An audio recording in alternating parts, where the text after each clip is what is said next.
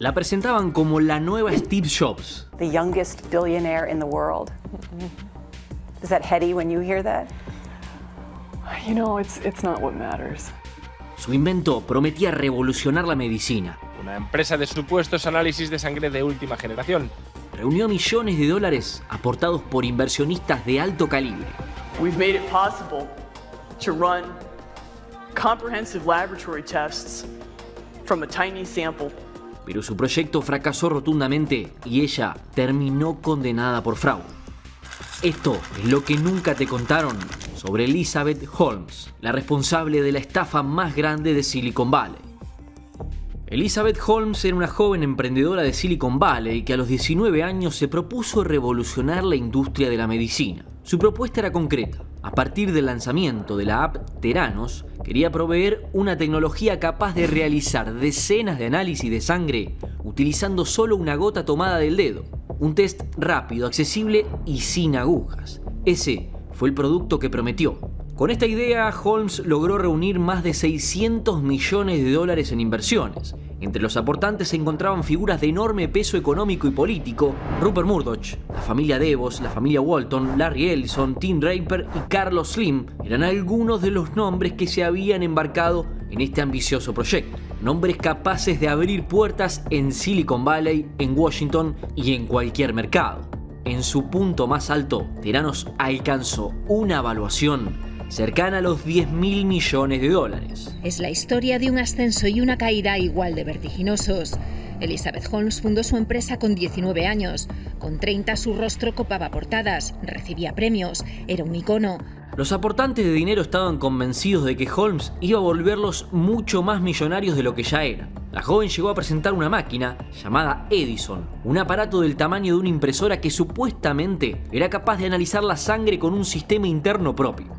It's aiming to upend the entire traditional healthcare establishment by making it easier, less expensive, and much less uncomfortable for you. Holmes mostró prototipos, gráficos y resultados preliminares para convencer a más inversores y a más socios. La realidad era un poco diferente a esa promesa de la joven.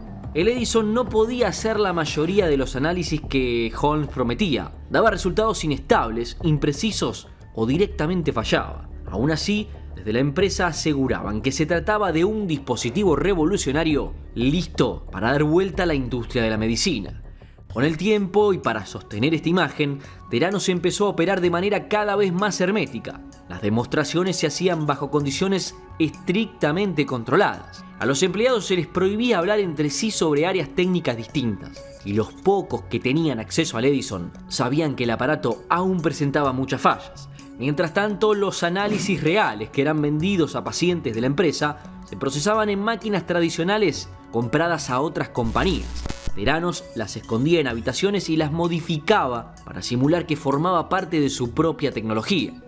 Ese contraste entre el relato público y lo que pasaba puertas adentro de la compañía fue creciendo. Y ahí empezaron a aparecer los primeros empleados que en silencio se preguntaban cuánto tiempo más podía sostenerse este engaño. Lo que ocurría puertas adentro del laboratorio comenzó a generar tensiones. Ingenieros, bioquímicos y técnicos no estaban dispuestos a seguir callando. Veían fallas y querían reportarlas. Pero las cláusulas de confidencialidad, la vigilancia interna y un sistema diseñado para que ningún empleado pudiera entender el panorama completo mantenían a los técnicos en silencio. Así, los primeros en quejarse no fueron los empleados de Theranos, sino sus socios externos. Las primeras alertas vinieron de las clínicas y centros de salud que usaban el servicio para hacer los análisis. Empezaron a notar problemas, resultados que no cerraban, estudios que daban valores imposibles y pacientes que volvían preocupados porque los números no tenían sentido. Cada uno de estos errores abría una nueva grieta más en la narrativa perfecta que Holmes había construido para recaudar millones de dólares. La situación terminó de estallar cuando un ex empleado decidió romper el silencio y contactó al Wall Street Journal. Ese llamado llegó al periodista John Carreyrou, quien comenzó a investigar en secreto. Habló con empleados actuales, ex técnicos, especialistas y médicos que habían visto varios resultados erráticos. Y lo que encontró fue demoledor. La tecnología de Theranos no funcionaba, los análisis eran inseguros y la empresa ocultaba fallas sistemáticas. Cuando el artículo salió publicado en el prestigioso medio estadounidense, el edificio completo que Holmes había construido con discursos, promesas y millones de dólares empezó a derrumbarse. Las autoridades sanitarias entraron en escena. Los reguladores exigieron ver cómo funcionaba la famosa máquina Edison. Querían pruebas reales, datos concretos, estudios que respaldaran lo que Theranos prometía. Claramente, Elizabeth Holmes no pudo mostrar estos resultados. Las inspecciones revelaron lo que muchos empleados habían intentado denunciar.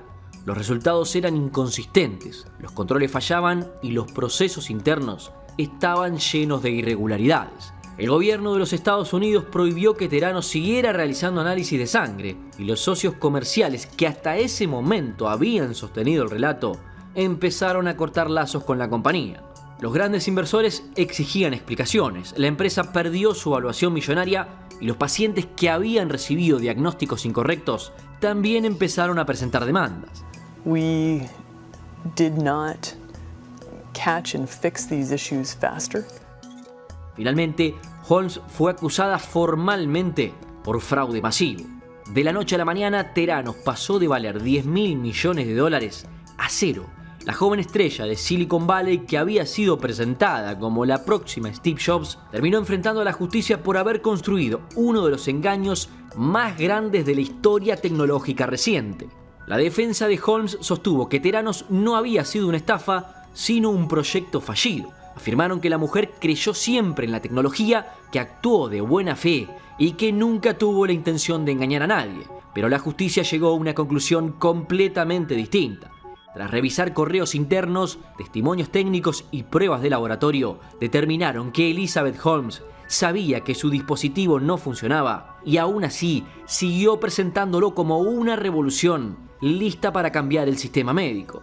Finalmente, Holmes fue declarada culpable por fraude contra inversores. La condenaron a 11 años y 3 meses de prisión. Hoy cumple su sentencia en una cárcel federal de mínima seguridad en Texas y, gracias a su buena conducta, podría quedar en libertad alrededor de mediados de 2032.